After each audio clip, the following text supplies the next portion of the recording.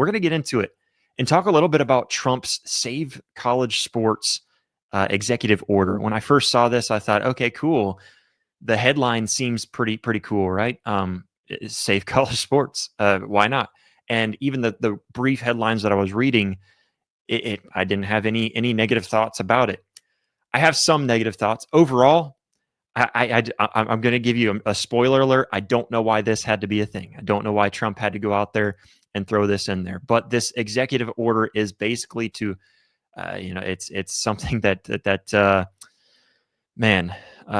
Trump threw it out there, and it definitely throws a wrench in some things. I'm going to break it down to you. I did as much research as I could do on this and tried to understand it. I'm not a legal expert. This is really where I could use Chad quite a bit to maybe break some of this down even more for me, the things that I don't understand, but I will give you as much as I do understand, and even throw some things out there in case you guys understand what I don't. So here it is, this executive order, kind of a preview of it real quick, just kind of an overview is what it should be. You've got President Trump who signed this, and he called it Saves College Sports executive order, signed today. And it's going to ban any kind of third-party pay-for-play. And again, I see so many ways that this is going to, they're going to try to do this all under the table. That's what I think. First reaction is they're going to try to do this under the table. Then if you try to take it away from them, they're going to try to do it under the table. That's what I felt like happened quite a bit when Trump, or sorry, not Trump, when college sports were not allowed to pay players, they did it all under the table, right? I mean, this is confirmed now. They don't even have shame to come out and say, yeah, we did it, but what are you going to do about it now? So anyways, this entire executive order is to try to take that away, and specifically from third parties. And so that's one thing that I want everyone to understand. From what I understand from this executive order is that it's supposed to take away third parties pitching in to pay to play. So, for example, this past offseason, Miami was in contention for John Mateer, pulling him in as quarterback down for the Miami Hurricanes. Oklahoma also trying to get him. Now, let's say that I use this one a lot because I feel like they threw their name in there a lot. So I'm going to use Raising Cane's for an example, okay? And no endorsement there, nothing for Raising Cane's other than I guess I'm going to say their name. Raising Cane's down in Miami says, "Hey John, we'll give you, I don't know, $150,000 to come down here, and we'll pay you this to come down here and play for Miami." From my understanding, that is what they're trying to ban, is to try to keep it a level playing field to where you don't have third parties chipping in. That way you don't have a market that's just got a crazy amount of third party sources and boosters that are able to chip in and start to pay more. Now, it doesn't really, there's nothing you're going to do that's going to level the playing field, because teams are going to find ways to misconstrue this and twist it and make it fit to where it works for them, right? So that's one thing I want to throw out there. I don't know. Anyways, that's the idea of this executive order, and so it's supposed to kind of keep those third parties from paying any kind of pay to play payments to athletes, like direct cash from the boosters for a performance bonus, or some for the player to play at your university. So it's also still going to allow legit NIL deals. So it's not taking anything away from NIL. It's going to allow things like endorsements, and it even clarifies that athletes are not going to be employees. They're not going to be looked at as employees. From my understanding, I don't think that athletes want to be viewed as employees, although they do want some protection, and which is what this executive order is going to offer. It's going to protect scholarships and other opportunities, and we'll get to some of that. Some opportunities. I guess I'll throw some of that out right now. So some of the opportunities, things like protecting players with things like insurance and guidance, getting their degrees, things like that, which, like I said, I'm going to get to more of that here in just a moment. But to get into some of the key impacts that this executive order is going to now have in college sports, because obviously it's going to have some key impacts.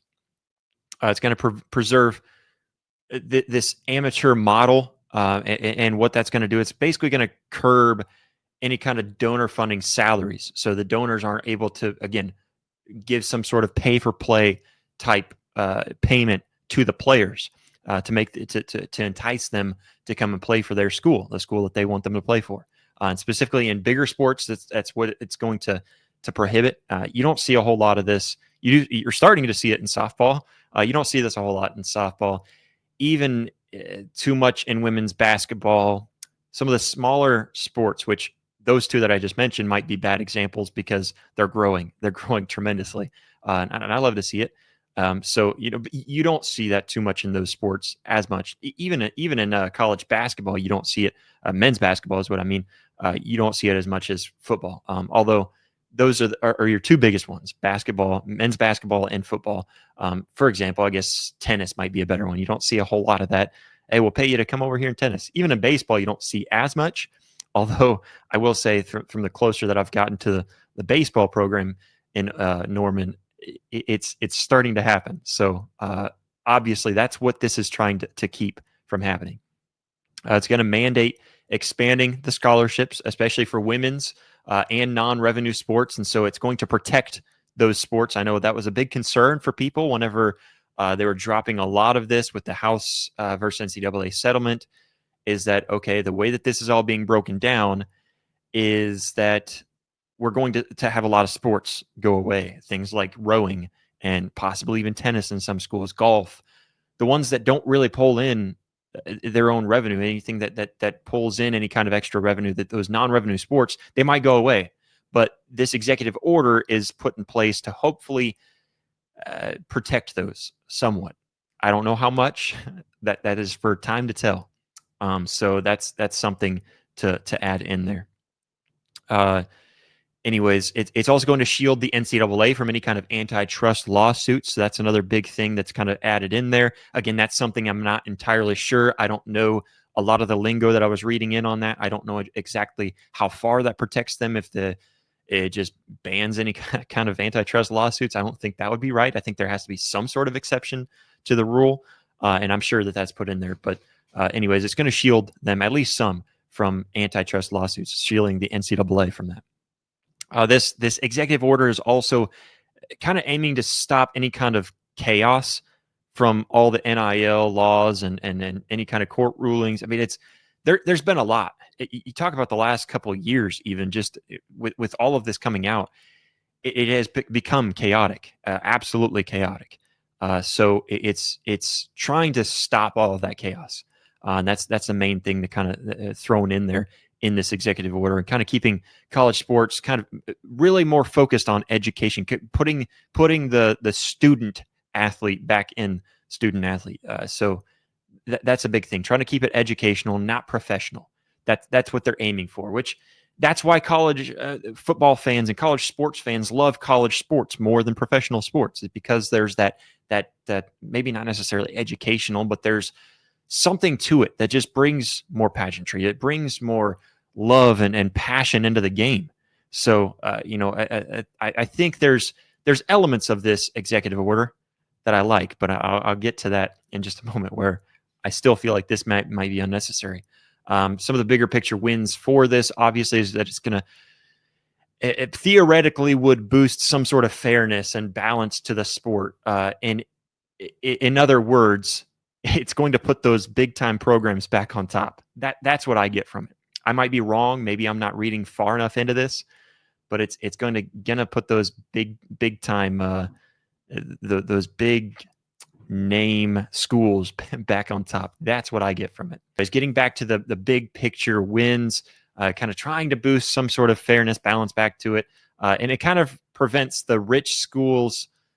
This is the idea. Okay, don't shoot me. I'm just the messenger. I'm not the one making this. But the idea is that it's going to prevent the rich schools from outbidding others using some sort of collectives. And it's going to support over 500,000 athletes with $4 billion in scholarships. And then also kind of looking to the consulting Olympics for athlete development as well. So that's the big win that you get from this. That's the main purpose, the main push for this, trying to boost the fairness and balance. I don't know. I'm skeptical of this. Okay, it's gotten to the point where it's so out of hand that I think many of us agree that the government had to get involved in this, but it's almost as if the government getting involved in this is just going to create it has created a lot more mess, a lot more chaos, and obviously probably even more to come. Anyways, getting down to how this aligns with the SCORE Act. For those who don't know what the SCORE Act, I actually gave much more in depth a few weeks ago when this first came out. So if you want, you can go back and watch that. It kind of breaks it down what that SCORE Act is. Again, where I had to do a lot of research and putting down notes, a lot of time went into this and that. I don't remember a whole lot about that, but reading into this executive order, this is where it kind of becomes silly because this executive order really strongly aligns with that SCORE Act, which is still going through Congress right now. So, I'll get to that. Both of them are going to block this employee status. Again, that seems to be the consensus from my understanding is that athletes don't want to be considered as an employee. That you think of an employee-employer relationship. That's not the same. It really isn't, and you don't want that. You want them to enjoy coming there and playing for the school, and you want them to play for the school and for the fans, and that's what a lot of this I think is trying to get back to, bring college football back to the roots while still allowing NIL in NIL to what its good purposes are.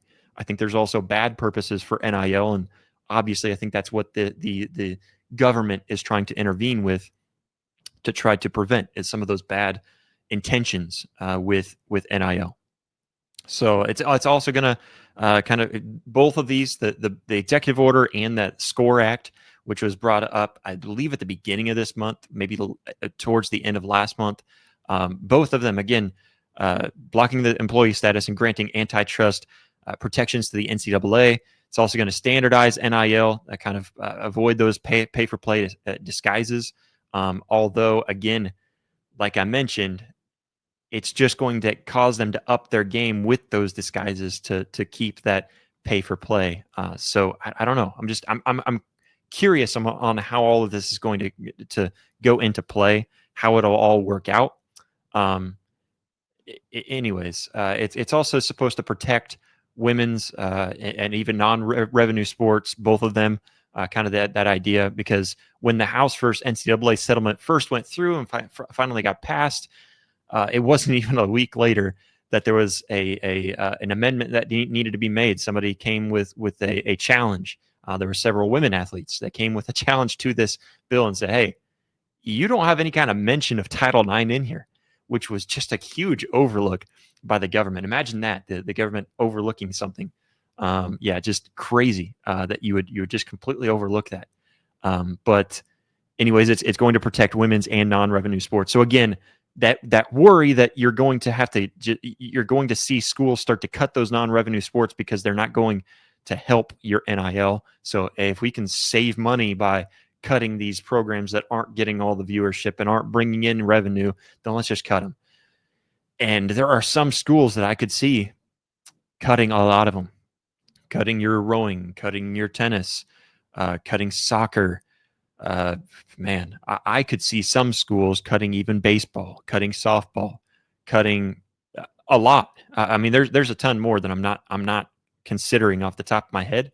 That I could see schools going for that method, and that's scary. There's so many athletes in all of those.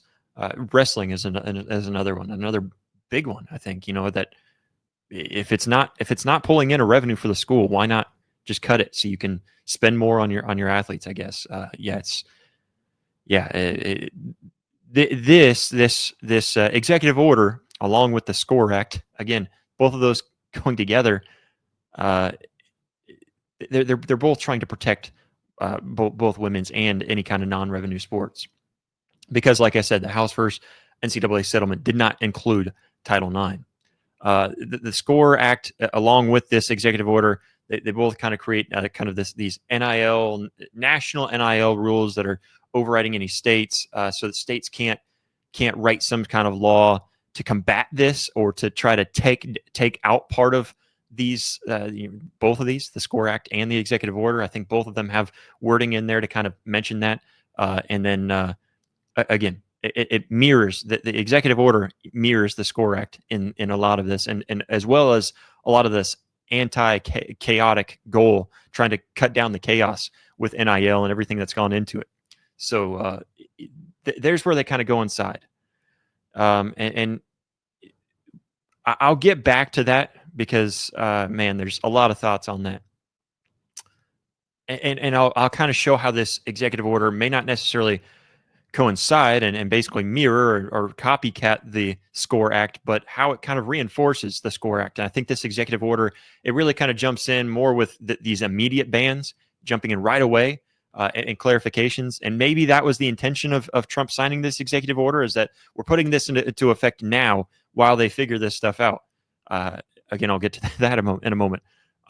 Try not to jump ahead of myself. But anyways, the executive order also kind of complements the SCORE Act's push for schools and conference control over NIL, and also lawsuit reductions, trying to take down all these lawsuits because there's been so many of them. And a lot of them directed towards the NCAA, trying to just cut all these out. Let's get down to business, get this thing set into place. Again, this is all stuff that should have been done before we ever released it. So just ridiculous that it's gotten this far. So anyways, both of them kind of doing that. They're both also kind of prioritizing kind of an ecosystem stability over these kind of wild west kind of recruiting tactics that we're using by using NIL to recruit players. And so it's trying to cut that down, both of these, the executive order and the SCORE Act. Now, here's where I find this kind of ironic that Trump signed this executive order, and where I really get confused about why he would have done this, because I feel like from my research, this executive order could disrupt that SCORE Act, which has a lot of good things in it. I think overall the SCORE Act is very good as long as they come to good agreements on everything that they've discussed. I think the SCORE Act is a very good thing, and so I think this executive order could possibly disrupt it kind of by parts of that SCORE Act. Both of them kind of saying the exact same things and becoming redundant. So you can't have two orders of law trying to enforce the exact same thing with the exact same wording almost, because then if there is some sort of rebuttal to that, now you're not just changing one, you're changing two. And who knows, if you start to go down that road and you allow that, then you're changing 4 or 5. You see where I'm going with that. So it becomes very redundant. And so this executive order, in pushing the quick bans, it might even pressure Congress to try to tweak or maybe even fast track some of this, with the SCORE Act. And if they were to fast track it, then they may not get everything done properly and trying to push it out too quick. Now, obviously, we would like them to push it out quicker, but we also want them, if they're going to push this out, push it out in the right way. So yeah, that's kind of some of my concerns. Also, if the SCORE Act allows any kind of broader NIL, the executive order's strict pay for play prohibition, or prohibition would be the right word, kind of prohibiting any kind of pay for play from third parties. These might clash in some ways, the way that the executive order words it compared to the SCORE Act. And so it's going to force a lot of revisions to the SCORE Act. So that's kind of where I see this. Bottom line for fans, the executive order, it's going to act fast to try to save college sports from any kind of pro-style paying and trying to align with the SCORE Act and the reform and kind of that blueprint, but potentially even shaking up legislative timeline in some way. So, obviously, I think you should expect debates between the athletes' rights and then also tradition. That's where a lot of this is going to come into play.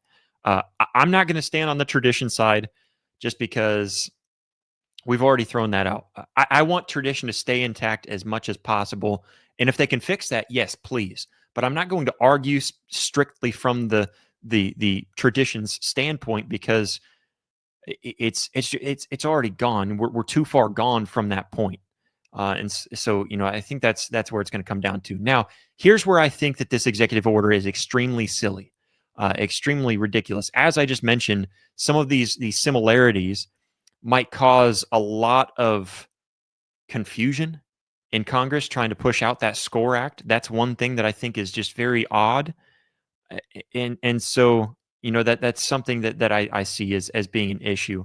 And so pushing all of this out, this executive order, basically trying to push out the SCORE Act by bypassing Congress and what they're already working on, especially with Trump's knowledge.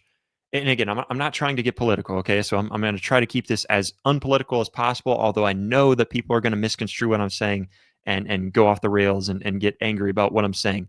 Anytime you speak about any president, anything political, that's how it's going to go. But that's not what I'm aiming for.